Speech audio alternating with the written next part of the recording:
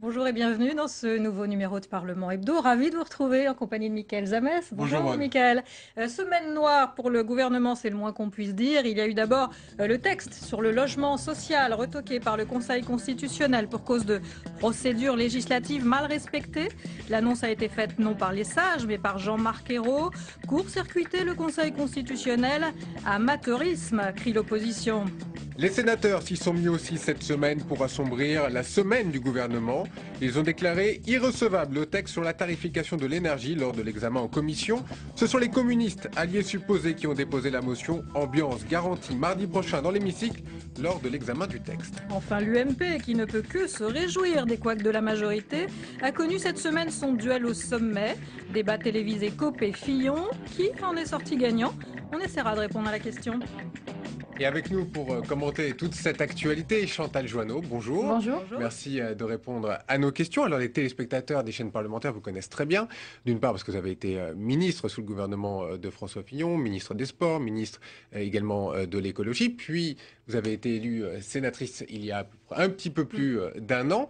Mais on vous connaît aussi depuis quelques jours parce que vous avez fait le buzz, entre guillemets. Vous avez décidé de quitter l'UMP pour rejoindre le parti de Jean-Louis Borloo, l'UDI. On va en parler dans quelques secondes, mais je vous propose d'écouter certains de vos collègues qui commentent votre transfert. Elle considérait qu'elle était beaucoup mieux, qu'elle pourrait beaucoup mieux s'exprimer en venant à l'UDI. Elle a fait ce choix. Alors évidemment, je sais qu'il y a eu le passé. Moi-même, j'étais son adversaire politique au sénatorial, puisque c'était ma concurrente. Je lui ai même pris un siège. Mais vous savez, la politique, ça va passer surtout ce genre de choses. On est toujours déçu quand on fait confiance à une candidate et qu'on voit sa confiance trahie par cette candidate. Elle doit ses mandats à l'engagement derrière elle des militants et des adhérents et des électeurs de l'UMP qui ont voté pour elle essentiellement parce qu'elle était à la tête d'une liste UMP. Elle change de parti et donc elle doit remettre ses mandats à la disposition du parti qui l'a fait élire. Madame Jeannot a fait un choix personnel. Elle est très engagée sur les questions de l'environnement, sur les questions de société. Elle a souhaité rejoindre les centristes. Je comprends, compte tenu de ses engagements, de ses convictions, cette démarche. Pour ma part, je partage pleinement ces engagements, mais j'essaye de défendre les idées centristes au sein même de l'UMP. Ah, vous avez entendu Fabienne Keller, elle vous comprend, mais en même temps, elle dit « Moi, j'ai décidé de rester à bord de l'UMP, à l'intérieur, pour me battre et pas de quitter le navire. » Vous avez quitté le navire ? Non, parce que je suis pas partie à gauche. Enfin, il y a des. Bon, c'est un grand classique. Je ne serais plus jamais allée à l'UDI si l'UDI n'était pas dans une coalition très claire avec l'UMP, ce qui n'était pas aussi évident auparavant avec la myriade de partis dits centristes. Donc on est quand même dans un parti en coalition et dans un parti qui, demain, avec l'UMP, a des gros défis à relever, notamment sur les élections intermédiaires. Alors vous voyez que vous avez déçu vos alliés, là. Remettre vos mandats, ça ne vous traverse pas l'esprit ? C'est un grand classique, cette demande, d'ailleurs, qui m'est très particulière, puisqu'il y a plusieurs autres personnes qui ont aussi changé de parti sans qu'on leur ait jamais demandé. Pour autant, le vrai sujet aujourd'hui, à mon avis, c'est plutôt de se dire que l'UMP enfin voilà, je critique pas le choix, n'ayant plus ces sujets dans son cœur de programme, ni l'écologie, ni l'Europe dans une vision fédéraliste, et que l'UDI, elle, aujourd'hui, se définit sur ces sujets, c'était plus cohérent d'être en positif dans une démarche, dans un parti qui se dit allié de l'UMP, qu'être parfois et trop souvent en dissidence interne. C'est plus confortable d'ailleurs d'être en dissidence interne parce que vous faites le buzz médiatique. Mais c'est pas extrêmement respectueux ni des électeurs, ni de la politique en général. François Fillon, quand même, que vous souteniez ouvertement, dit, pour qu'elle soit élue au Sénat sous l'étiquette UMP, il a fallu à l'époque sacrifier d'autres personnalités de talent. Il ne faut pas redonner ce siège à ces personnalités de talent. Enfant gâté, finalement. Oui, enfin, enfant gâté, vous savez, s'il y avait vraiment eu cette attitude d'enfant gâté, je ne serais pas parti à l'UDI. Je n'aurais pas fait ce pari. C'est beaucoup plus confortable de rester dans un grand parti et de ne pas faire le pari de la nouveauté, de ne pas dire très clairement, écoutez, voilà, il manque quelque chose aujourd'hui dans le paysage politique. En fait, Et vous je pense ne reconnaissez pas dans l'UMP aujourd'hui, c'est plus l'UMP de 2007, c'est bien ça? Donc c'est plus l'UMP de Nicolas Sarkozy.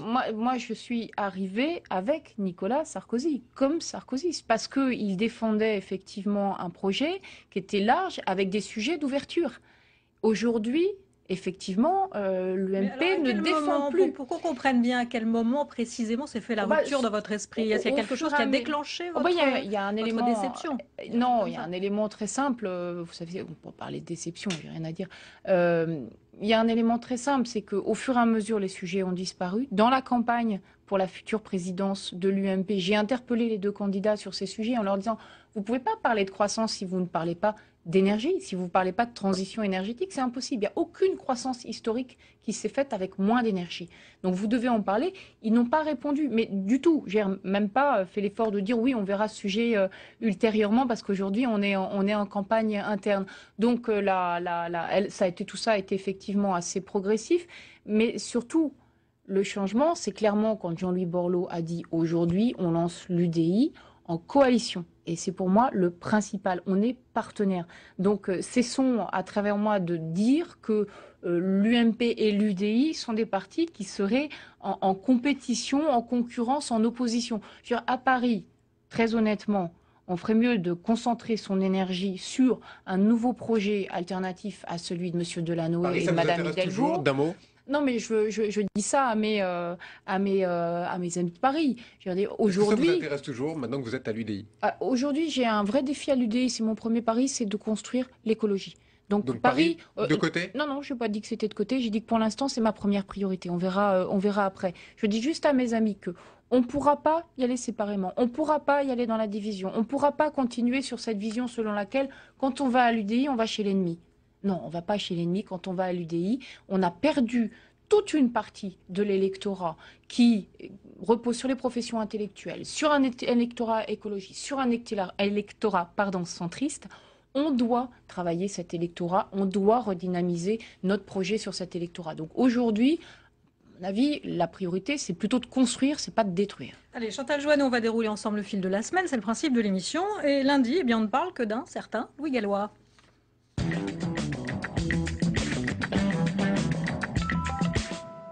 Pas moins de 18 ministres convoqués à Matignon par Jean-Marc Ayrault pour participer à une grande réunion sur la compétitivité. Le gouvernement veut montrer qu'il est mobilisé sur ce sujet en attendant le rapport de Louis Gallois, rapport qui sera remis le 5 novembre prochain, compte rendu Jérôme Rabier.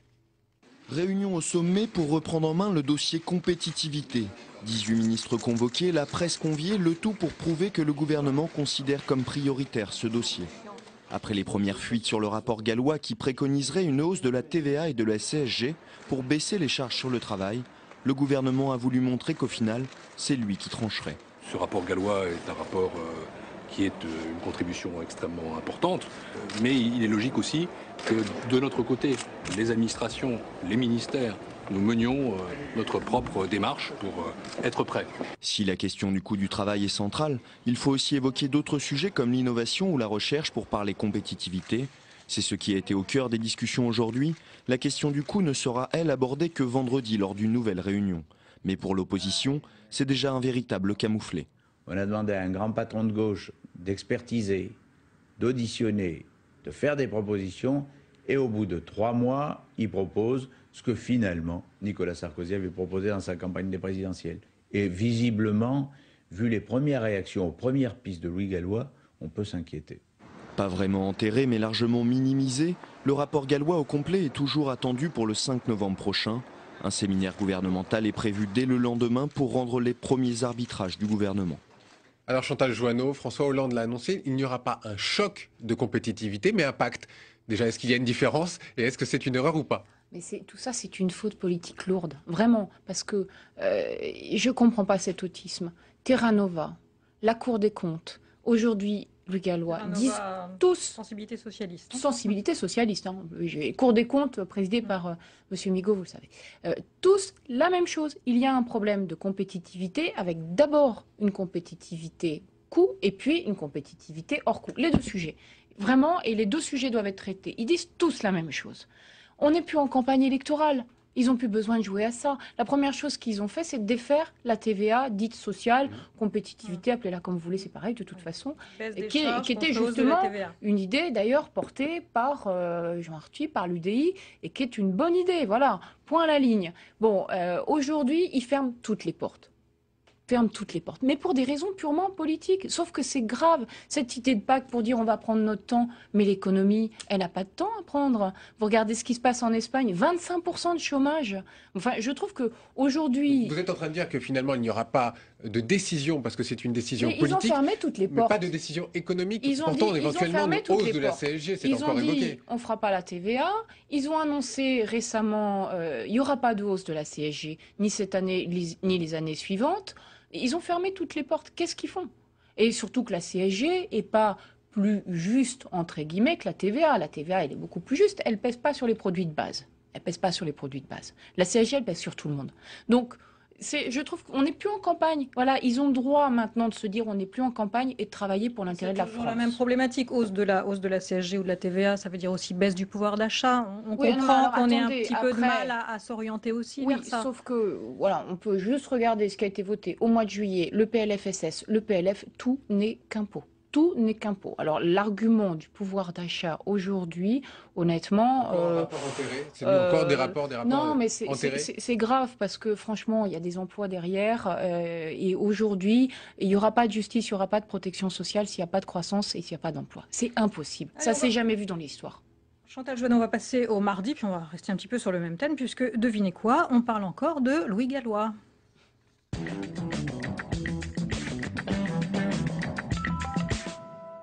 Et cette fois, c'est dans l'hémicycle que revient le futur rapport Gallois, puisqu'il n'est toujours pas sorti. Accusé de vouloir enterrer le rapport, Jean-Marc Ayrault s'en prend à l'opposition. Et fait garanti, c'est Yohann Reulat qui nous raconte la séance. La question venait de sa majorité.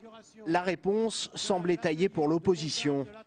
J'ai demandé à M. Louis Gallois un rapport, en effet, mais qui ne sera pas un rapport de plus, mais qui sera une contribution à la décision et à l'action. Dans l'hémicycle, une mise au point de Jean-Marc Ayrault sur le rapport Gallois et dans le chahut général. Et on aurait l'impression à droite que vous souhaitez l'échec de la France. Moi, je souhaite le succès de la France. Le départ de nombreux députés UMP. Moi, je ne vais pas accepter, ni aucun de mes amis députés. On explique que nous ne travaillons pas pour l'intérêt de la France. Alors que... Un incident de quelques minutes à peine, après une empoignade de plusieurs jours, mandaté par François Hollande pour effectuer ses recommandations en matière de compétitivité des entreprises françaises. L'ancien patron de ADS pourrait proposer des mesures comme l'augmentation de la TVA, une recommandation non confirmée du rapport, très loin en tout cas de la feuille de route du gouvernement. Depuis quelques jours, on sent tourner le vent. Pourquoi? Parce qu'on pressent que ce qu'il y a dans le rapport Gallois, pourtant un patron de gauche, quelqu'un qui a été directeur de cabinet 2 fois de Jean-Pierre Chevènement, dont une fois au ministère de l'Industrie, quelqu'un qui connaît son sujet, on sent que ce qu'il y a dedans va gêner. Revirement pour l'opposition, cohérence pour la majorité qui se défend de toute remise en cause de l'utilité du rapport. Il faut forcément regarder attentivement le rapport et au groupe, nous aurons l'occasion, dès que le rapport Gallois sera déposé, de travailler et de mettre en place un groupe de travail spécifique à l'Assemblée. Objet de toutes les polémiques, les conclusions réelles du rapport Gallois ne seront rendues publiques que le 5 novembre et seront aussitôt suivies, assure la majorité, d'une réunion interministérielle sur les chantiers prioritaires à mettre en œuvre. Bon, Chantal Joanneau, vous avez été vous-même sur les bancs de ministres, un petit peu un effet de manche quand même, ce départ qui était sûrement programmé. Les socialistes faisaient la même chose en leur temps. Il y a quand même, c'est une accusation grave. Hein. C'est quand même une accusation grave de dire à l'opposition qu'elle se préoccupe pas de l'avenir de la France, alors même que l'opposition depuis des mois et des mois et des mois, et notamment pendant la campagne, dit qu'il y a un problème de compétitivité qui a été nié pendant la campagne. Donc non, c'est grave parce que regardez tous les pays qui ont surmonté la crise. L'Allemagne en premier, la Suède quand ils ont fait leur réforme il y a très très longtemps, ça se fait dans l'Union, ça se fait dans la coalition. Donc est-ce qu'il n'a pas voulu justement dire par là, je vais me faire l'avocat du Premier ministre, est-ce qu'il n'a pas voulu dire par là qu'il fallait justement un consensus et que on ne peut pas dire qu'aujourd'hui il le cherche vraiment. Enfin, c'est plutôt au contraire toujours des attaques. Non, c'est l'idée d'enterrer le rapport, l'idée de dire on va faire un groupe de travail, donc on va encore prendre des mois. c'est catastrophique. C'est catastrophique pour la France. Il n'y a eu que des mauvaises nouvelles encore cette semaine en termes de plans sociaux, de licenciements, que des mauvaises nouvelles en Espagne. Ouvrons les yeux. L'année 2012 risque d'être une belle année par rapport à 2013. Ouvrons les yeux. Chantal Jouanneau, voilà encore peut-être un cafouillage qui va faire du bruit au Sénat. La proposition de loi du Parti socialiste sur les tarifs progressifs de l'énergie a été déclarée irrecevable lors de son examen en commission. Les sénateurs de droite et les communistes se sont unis pour l'occasion. Ils craignent que ce texte soit lourd de conséquences pour les ménages. Explication Faustine Saint-Geniès. Une victoire à l'arraché pour les communistes et leur motion d'irrecevabilité votée à 20 voix contre 19. Un désaveu au bonus-malus énergétique, engagement de campagne de François Hollande. Un vote incompréhensible pour la ministre de l'Énergie Delphine Batho, présente en commission. C'est un texte aussi qui permet d'étendre les tarifs sociaux à 8 millions de Français qui sont confrontés à des situations de précarité énergétique. Et cette proposition de loi apporte une réponse immédiate et c'est assez incompréhensible que des sénateurs communistes aient pu voter contre avec les voix de la droite. Nouveau couac dans la majorité, la motion d'irrecevabilité met fin à l'examen du texte par le Sénat si elle est confirmée en séance publique. Une victoire pour les communistes. Ils dénoncent une rupture du principe d'égalité dans les tarifs de l'énergie. Ce n'est pas une proposition de loi qui va vers la justice sociale. Elle appliquera un malus à des gens extrêmement défavorisés qui n'ont pas les moyens de requalifier leur logement. Elle est complexe, elle est inapplicable. On a mis des cavaliers législatifs, donc à notre avis, elle a beaucoup de défauts. C'est pour cela que nous avons donc proposé cette motion qui est votée. En effet, le texte prévoit une consommation de base de gaz et d'électricité. Au-delà de ce seuil, le malus s'appliquera pour les ménages les plus énergivores. La motion d'irrecevabilité sera présentée en séance au Sénat le 30 octobre prochain. Alors Chantal Jouanneau, vous connaissez bien sûr toutes ces questions, vous avez été ministre de l'écologie. Ce texte prévoit un bonus-malus. Ça partait plutôt d'un bon sentiment pour les consommateurs. Pourquoi est-ce que la droite, et vous-même maintenant au centre, vous n'en voulez pas avec vous associer d'ailleurs avec les communistes? Nous, ce qu'on dénonce en tout cas à l'UDI, c'est pas l'objectif du texte. C'est vraiment les modalités, parce que les modalités font que... ce qui s'est passé au Sénat. Oui, non, mais les modalités font que le dispositif est extrêmement intrusif. Il va falloir décortiquer, et c'est logique, le mode de vie du ménage pour pouvoir adapter la tarification. Donc, c'est vraiment sur les modalités. Nous, ce qu'on avait, quand on en a discuté d'ailleurs, ce qu'on propose, c'est qu'il y ait vraiment une mission sur le sujet, parce que là, c'est un peu bricolé. C'est tellement bricolé que le rapporteur au Sénat s'était dit, je vais tout réécrire pour que ce soit acceptable. De fait, il a démissionné. Donc l'idée, il propose un nouveau texte. Donc peut-être que là, vous allez peut-être trouver un accord. L'idée n'est pas mauvaise. Je vous rappelle que ça reprend quand même l'idée de la taxe carbone quelque part, même si c'est sur l'énergie, mais pas avec cette forme de précipitation qui fait qu'aujourd'hui, c'est trop bricolé. Mais vraiment, nous, on a un problème de forme, de modalités pratiques, et on dit, écoutez, on peut faire une mission d'information là-dessus et proposer quelque chose qui tienne un peu la route. C'est globalement très compliqué, vous en conviendrez. On a vu cette semaine que le Conseil d'État a retoqué les tarifs de l'électricité des précédents gouvernements. La réalité, c'est qu'il y a une vraie forme de précipitation sur la plupart des projets qui sont présentés. Celui-là a été retoqué. Hier soir, on a adopté une proposition de loi de l'UDI sur le financement de l'allocation personnalisée d'autonomie contre l'avis du gouvernement. Je rappelle que le traité est passé quand même avec les voix de la droite. Donc on voit bien qu'il y a un vrai problème aujourd'hui entre le gouvernement et sa majorité au Parlement. Excusez-moi, mais cette alliance avec les communistes, c'est nouveau, ça ? C'est pas le sujet d'une alliance avec les communistes. On a voté contre. Chacun a voté contre pour des raisons différentes. Donc c'est pas sur ce coup-là. Ça vous fait pas un peu bizarre? C'est une première, mais qui pourrait peut-être se renouveler éventuellement. C'est pas en raison d'une jonction de fond. On est chacun dans notre rôle et on n'est pas du tout dans une jonction de fond. Chacun a une opposition fondée sur une raison différente. Ça a été très bien expliqué. Bon, alors c'est l'occasion justement de parler un petit peu de la situation au Sénat. Le gouvernement est donc mis en difficulté sur cette proposition de loi. Peut-être aussi, on verra, sur les recettes du budget quand ça viendra au Sénat.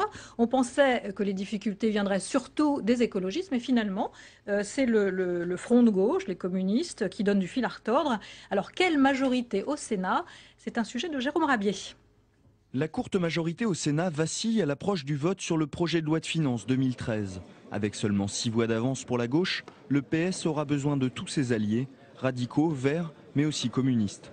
Pourtant, au moment de la présentation du projet de budget, en septembre dernier, Pierre Laurent affichait déjà son hostilité. Qu'on ne nous dise pas que ce budget épargne 9 salariés sur 10. Parce que d'une part, le gel du barème de l'impôt sur le revenu va toucher un très grand nombre de salariés et pas seulement parmi les plus aisés. Le groupe communiste entretient le suspense jusqu'à mardi prochain pour savoir quelle position adopter. Chez les Verts, qui n'ont pourtant pas voté le récent traité budgétaire européen, on appelle à plus d'unité. Il faut le dire, et je crois que c'est aussi valable pour nous, écologistes, il faut être capable aussi, au moment important, de faire des efforts de cohésion de la majorité. Chaque allié a ses exigences. Dernier exemple, avec le texte sur le logement, le gouvernement a dû se plier aux demandes des radicaux de gauche pour qu'il soit adopté. Une indépendance revendiquée par le groupe. Nous avons l'habitude de dire ce que nous pensons. Très clairement, nous avons aussi l'habitude d'être loyaux par rapport à nos alliés. Mais nous n'avons pas à faire un marchandage quelconque avec le gouvernement ou avec tel ou tel autre groupe. Ce n'est pas notre tradition. Des tractations qui sont pourtant quotidiennes au Sénat entre le PS et ses alliés. Le risque étant que, lassé par cette courte majorité, le gouvernement finisse par ne compter que sur sa majorité absolue à l'Assemblée nationale pour faire adopter ces textes. Alors quand on entend ça, Chantal Jouanneau, vous devez être contente d'avoir été élue sénatrice parce qu'on sent que dans les mois qui viennent, ce sera la chambre d'opposition. Ça risque. Ça risque. Vous savez, au Sénat, en général, il peut y avoir, et il y a souvent, et c'est pour ça que j'aime bien le Sénat, des consensus ou des compromis qui dépassent très largement les clivages politiques dès lors qu'on pense tous qu'on va dans le bon sens. Et il y a beaucoup de circonstances aussi. Non, mais il y a beaucoup de rapports qu'on adopte à l'unanimité. On est moins dans les magouilles politiques au Sénat, on est moins dans les effets de manche, et très souvent, il y a des textes d'ailleurs qui sont beaucoup plus progressistes que ceux qui sont adoptés à l'Assemblée nationale. C'était le cas sur le Grenelle, c'était le cas sur la bioéthique, et ce sera probablement encore le cas sur quelques textes qui vont venir. Mais là, c'est vrai que la majorité, elle se joue à 6 sièges. Donc oui, mais justement, quand on bricole trop, voilà, quand on essaye de passer en force, comme l'a fait trop souvent le gouvernement dernièrement, ça bloque au Sénat. Et ça bloque pour des raisons de fond. Donc, il va falloir arrêter de mépriser le Sénat. Je sais que c'est une grande tradition républicaine de mépriser le Sénat, mais quand même, il va falloir arrêter de le mépriser et essayer de travailler dans le bon sens. Et selon vous, le budget, le projet de loi sur la sécurité sociale, ça risque d'être retoqué au Sénat parce que les communistes vont s'abstenir là aussi. Le budget. Les recettes du budget. Bien sûr. Je ne peux pas vous dire quels sont précisément les votes des communistes. Je peux juste vous dire, en tout particulièrement sur le projet de loi de financement de la sécurité sociale, qu'il y a des dispositions qui font bondir, parce que quand on voit les dispositions de taxation sur les emplois d'aide à la personne, sur les auto-entrepreneurs, c'est-à-dire tout ce qui crée de l'emploi, on se dit mais on va vraiment pas dans le bon sens, et tout ça pour des postures très politiques. Alors les centristes ont voté notamment sur les emplois d'avenir, que ce soit à l'Assemblée, au Sénat. Est-ce qu'il y a d'autres textes sur lesquels vous seriez prêts à apporter vos voix au gouvernement ? Parlez pas des centristes, parlez de l'UDI. Aujourd'hui, c'est l'UDI. Aujourd'hui, la manière dont Jean-Louis Borloo a voulu le positionner dimanche, et je vais insister là-dessus, c'est vraiment le parti qui va être progressiste, qui va défricher de nouvelles idées, qui se positionne sur l'écologie. On est tous ensemble, mais c'est l'UDI. Voilà, c'est l'UDI. L'Union des démocrates indépendants. J'insiste parce que on veut vraiment dépasser cette image qu'on a trop souvent d'un centre qui serait trop centre, qui serait un peu entre deux chaises. Non, pas du tout. On veut se réinscrire dans la logique et de Simone Veil et de Valéry Giscard d'Estaing, qui ont fait qui ont légalisé l'IVG, qui ont fait le droit de vote à 18 ans. Donc nous, c'est l'écologie, c'est l'Europe fédérale, c'est le libéralisme sur les questions de société, même sur les questions économiques. Donc Mais est-ce que vous êtes prêt à porter vos voix ? J'avais envie de préciser, ça me fait plaisir. Si ça va dans le bon sens, il n'y a pas de posture. Voilà. On essaye de travailler dans le bon sens de l'intérêt général, parce que vraiment, je suis très préoccupée par la situation de la France et de l'Europe. C'est pas la France toute seule, c'est l'Europe aujourd'hui. On sait que notamment sur le vote des étrangers, on a demandé un... Il y a beaucoup de débats au sein du groupe sur personnellement. Ce sujet. Oui, j'ai toujours trouvé que le principe de voter uniquement... parce que l'argument aujourd'hui, c'est simplement qu'on paye des impôts. Alors que... c'est quand même le vote, c'est l'adhésion à un pacte de valeurs. La France, c'est l'adhésion à un pacte de valeurs. Vous n'êtes pas français parce que vous êtes né ici ou parce que votre sang est de la bonne couleur ou que vous avez la bonne couleur de peau. Vous êtes français parce que vous adhérez à des valeurs. Oui, mais... Et ça, c'est via la nationalité. Ils veulent revoir les conditions d'accession à la nationalité. Donc aujourd'hui... Non, je suis pas. Moi, je suis pas convaincue du tout par le droit de vote des étrangers parce que c'est vraiment présenté comme c'est pas fondé politiquement. Voilà, c'est pas fondé politiquement. Vous attendez encore un petit peu avant de faire votre choix? Non, mais il y a du débat au sein du groupe. Après, on n'a pas le texte, donc on ne peut pas débattre sur quelque chose qu'on n'a pas. On va passer au mercredi. Chantal Jouanneau, tempête en série pour le gouvernement.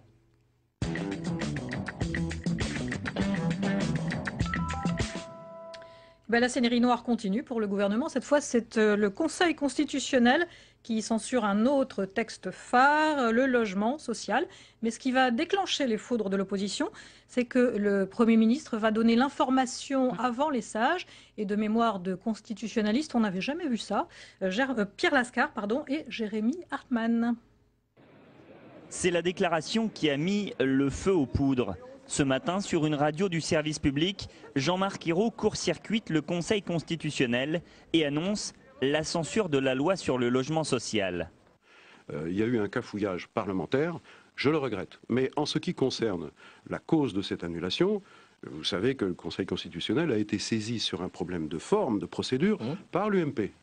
Bon, et l'UMP a obtenu l'annulation. Très bien pour l'UMP, mais c'est pas bien pour les Français. Du pain béni pour la droite qui s'empare du sujet cet après-midi dans l'hémicycle. Que s'est-il passé à la suite de ce qui est bien plus qu'une négligence de procédure, de ce qui est le fait de bafouer les droits du Parlement? Vous nous annoncez curieusement, vous faites le porte-parole du Conseil constitutionnel, vous nous annoncez que le texte sera censuré. Jean-Marc Ayrault monte au front et donne des gages de respect de l'ordre constitutionnel. Si vous êtes inquiet, vous n'allez pas m'apprendre que je connais parfaitement les principes de la séparation des pouvoirs et que j'ai trop de respect pour cette séparation des pouvoirs ainsi que pour la totale indépendance du Conseil constitutionnel pour qu'il y ait la moindre ambiguïté. Mais salle des 4 colonnes, l'opposition ne semble pas très convaincue.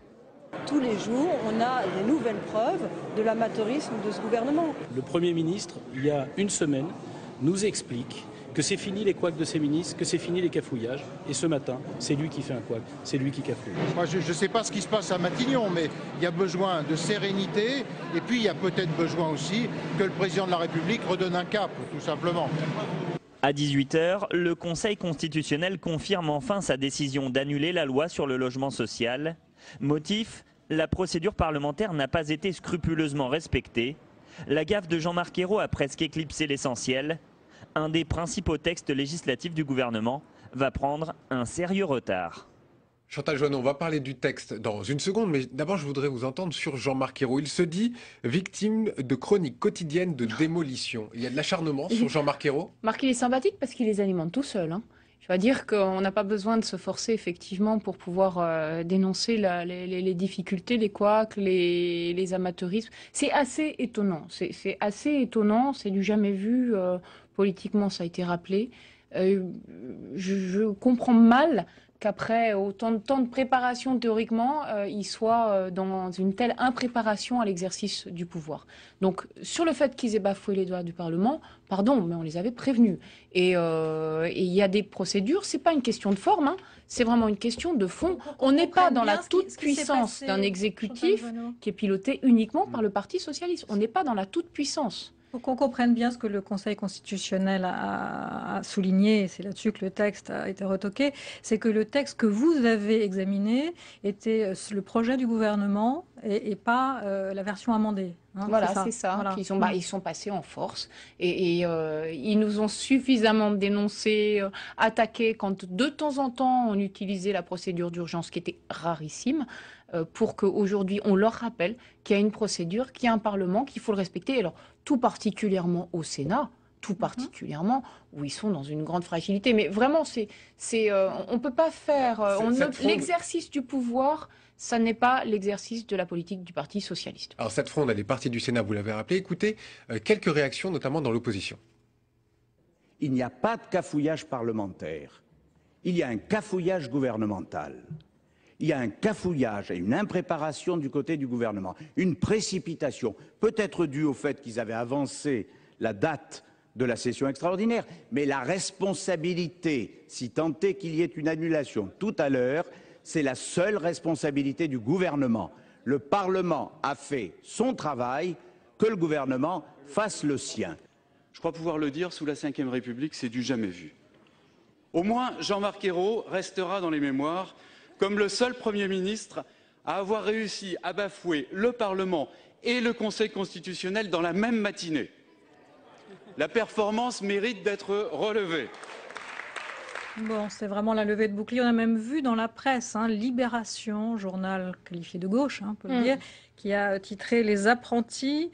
Jean-Marc Ayrault, à votre avis, va tenir si on était dans une situation idyllique sur le plan économique, social, sans une montée des extrêmes extrêmement préoccupante, à la limite, cet amateurisme serait grave, mais pas catastrophique. Mais là, aujourd'hui, je trouve qu'on n'a pas le droit, comme ça, d'être dans une telle impréparation et autant amateur. Vraiment. Et surtout, le texte est arrivé dans une précipitation à tel point que le rapporteur a été capable de faire un rapport dans la minute qui a suivi l'audition du ministre, quand même, il est extraordinaire. Il est capable de faire un rapport avant même d'avoir entendu le ministre. Donc, un rapport qui a été quand même écrit dans les cabinets ministériels. C'est pas du tout comme ça qu'on peut travailler correctement, surtout dans un domaine qui est celui du logement, dont on sait très bien qu'il faut ensuite des mois pour que ça ait un impact concret sur le terrain. Donc, ils n'étaient pas obligés de précipiter autant la procédure. Bon, on va passer au jeudi et on va parler PLFSS, c'est à l'Assemblée.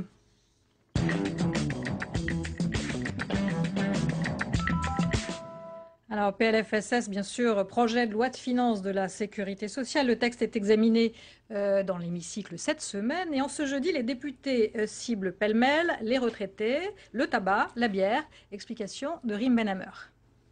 C'est oui pour la taxe sur la bière, mais les petites brasseries indépendantes ne seront pas concernées. De nombreux députés de droite comme de gauche avaient pourtant bataillé tout l'après-midi contre cette taxe, derrière la bannière de Jean-Pierre Decolle, qui mène la fronde depuis des semaines. Je ne résiste pas, en tant qu'homme du Nord, à citer le général de Gaulle, qui disait « Lorsque l'on presse les états-majors de faire des économies, il faut empêcher de les faire sur les haricots du soldat. » Parce que la bière est aussi un élément de culture populaire. C'est oui aussi pour la hausse du prix du tabac, plus 40 centimes par paquet dès juillet. Un texte adopté sans trop d'opposition, excepté cette passe d'armes sur le cannabis. Cela est assez étrange d'entendre d'une part un discours de prévention contre le tabagisme et d'autre part d'entendre que l'on propose, et c'est ce qu'on a entendu dans la bouche d'un certain nombre d'élus de la majorité et avec un prolongement dans les propos ministériels d'au moins 2 membres du gouvernement, qu'il faudrait aller vers une dépénalisation du cannabis. Si vous avez bien entendu ce qu'a dit un de vos collègues tout à l'heure, puisque vous parlez de débordement ministériel, il a dit une chose très intéressante, mais on s'en servira éventuellement le moment venu. La prohibition ne sert à rien. Quelques heures plus tôt, une autre taxe très contestée était votée, celle sur les retraites, un prélèvement de 0,3% qui touchera 7,5 millions de personnes. La taxe sur les retraites, donc 0,3% à partir du 1er avril. Il fallait quand même taxer les retraités qui, par rapport aux actifs, pour l'instant, le sont moins. Alors, nous, ce qu'on a proposé à l'UDI et ce qui a été adopté au Sénat hier soir, c'est qu'il y ait une taxe de 0,3%. Alors, sous condition de ressources, c'est-à-dire que vraiment les petites retraites ne sont pas touchées pour financer l'APA, l'allocation personnalisée d'autonomie, parce qu'aujourd'hui, il y a une impasse financière énorme dans les départements sur ce sujet. Donc voilà ce qu'on a proposé hier soir. Il n'y a pas de raison, si un retraité a le même niveau de vie qu'un actif, qui ne participe pas globalement à la solidarité nationale. Pour autant, aujourd'hui, globalement, dans ce qui est assez préoccupant sur le PLFSS dans son ensemble, c'est que la Cour des comptes nous dit très bien dans tous ses rapports, je rappelle, toujours présidé par M. Migaud, ça n'a pas changé, que l'essentiel de l'effort doit être d'abord sur la maîtrise des dépenses, et qu'ensuite, on recherche des recettes supplémentaires. Il n'y a aucun effort de maîtrise des dépenses dans le PLFSS. aucun. Donc tout porte sur la quête de recettes supplémentaires et qui ne vont pas. Mais ça, c'est assez anecdotique. La réalité, c'est que quand même, ça va toucher tout le monde, mais vraiment tout le monde. C'est pas les plus riches, ça va toucher tout le monde. Et vraiment, moi, sur les emplois à domicile qu'on a quand même créé, ça a été le premier créateur d'emplois. Et c'est pas les riches, c'est tout le monde. Ça a été le premier créateur d'emplois. Ce qui est en train de se passer, ça, les auto-entrepreneurs, est assez grave. Sur la bière, je vais être très honnête avec vous. Moi, je suis favorable et je vais vous dire, j'ai un conflit d'intérêts parce que mon mari travaille dans une grande entreprise d'alcool de France, une très grande. Donc, moi, j'ai toujours considéré qu'il fallait taxer l'alcool au premier degré avec une taxe exponentielle parce que toutes les addictions, alcool ou tabac ou drogue, toutes les addictions sont des fléaux pour notre société.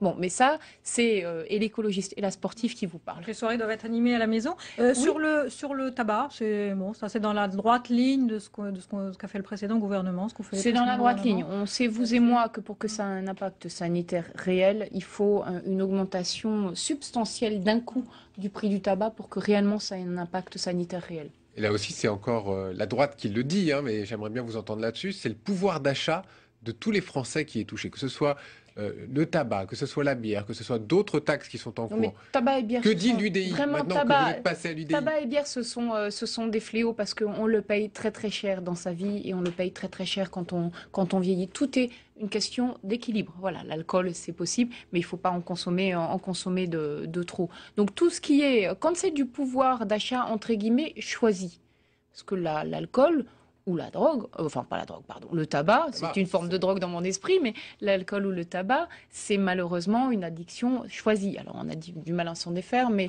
ça n'est pas le cas des produits de première nécessité, ça n'est pas le cas effectivement des autres taxes. Le plus grave dans ce PLFSS, à mon avis, c'est pas les taxes qui pèsent sur la consommation, ce sont toutes les taxes qui pèsent sur le travail. Et vraiment, je vous le dis, les emplois à domicile, c'est une catastrophe pour l'emploi en France. Donc le travail, là, on tue le travail, c'est ce que vous voulez dire? Moi, ma logique, elle a toujours été la même. Je l'ai défendue sur la taxe carbone.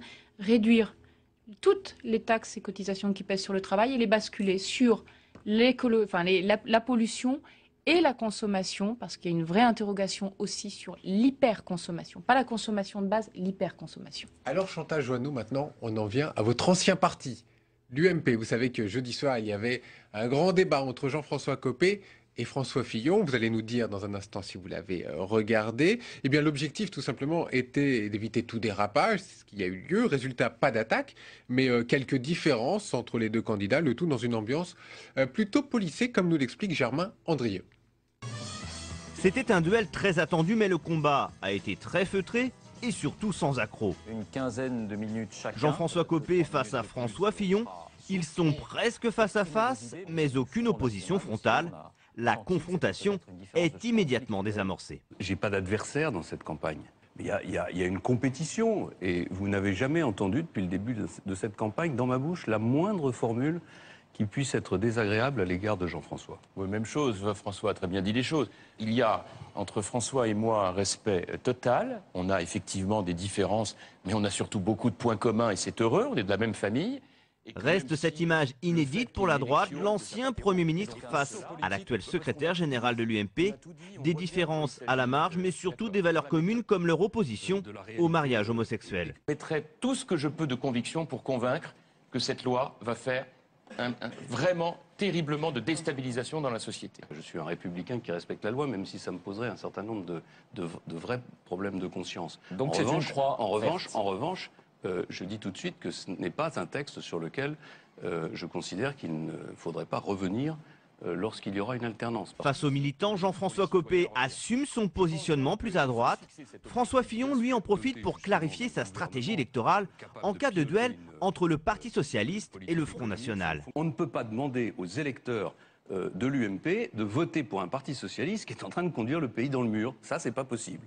Et donc, je n'appellerai jamais à voter pour le Parti socialiste, en tout cas en l'état de la gauche et du Parti socialiste français. Il y a une droite complexée. Il y a une droite qui est dans la fausse pudeur.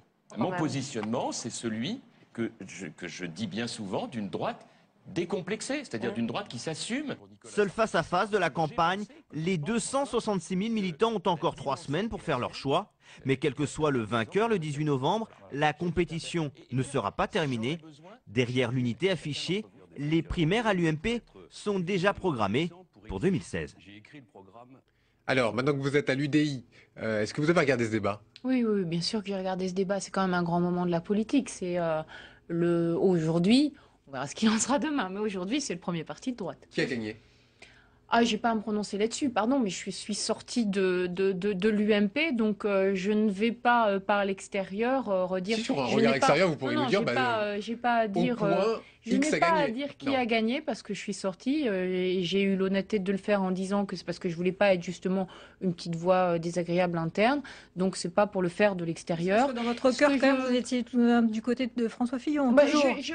Je suis devenue très neutre pour une raison très simple. Je suis venue à la politique pour mes idées. Je suis venue à la politique pour l'écologie. C'est vraiment mon combat. C'est mon combat politique. Vous étiez un soutien de François Fillon et comme ça, en si peu de temps, vous pouvez être aussi impartial sur les deux, ni l'autre, pas de préférence. Ni l'un ni l'autre n'ont repris ce sujet. Aucun. Voilà, aucun.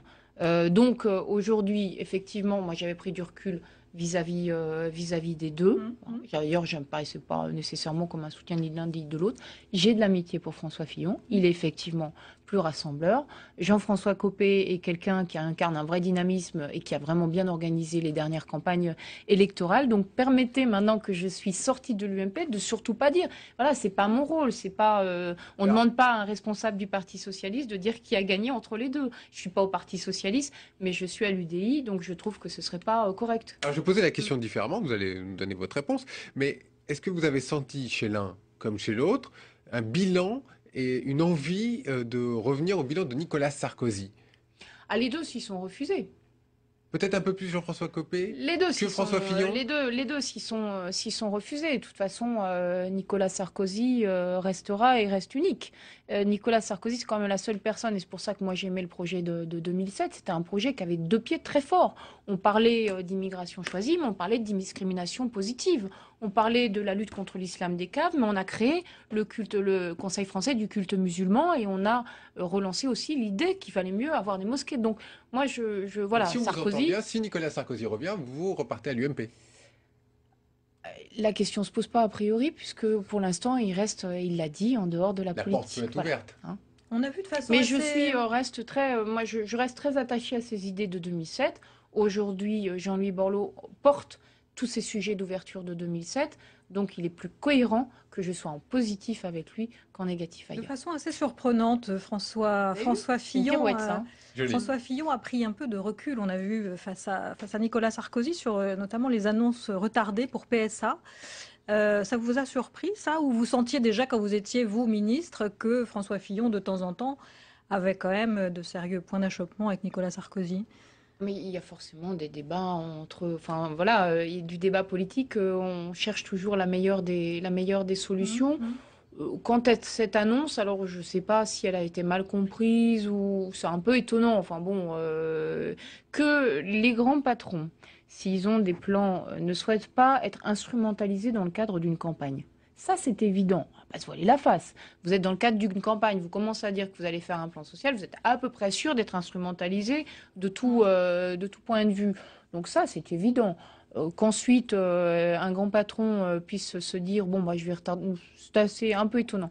Mais voilà, je n'ai pas les tenants et les aboutissants de cette affaire, je n'étais pas dans la confidence. Bon, on n'aura pas réussi à savoir entre François Fillon et Jean-François Copé, mais on essaiera une prochaine fois. C'est le problème, visiblement. Non, visiblement. Non, mais je n'ai pas à le faire, ce serait pas loyal, voilà, je n'ai pas à le faire. Parfois, c'est quand on est extérieur qu'on arrive le mieux à juger. Ah oui, vous savez, on me considère souvent un peu trop rigide, tête de pioche, non, je n'ai pas à le faire. Bon, en tout cas, merci. D'avoir répondu à toutes nos questions. Merci, on se retrouve pas la semaine prochaine, la semaine d'après. Pour cause de 1er novembre. Allez, bon week-end à tous, au revoir. Bon week-end, au revoir. Au revoir.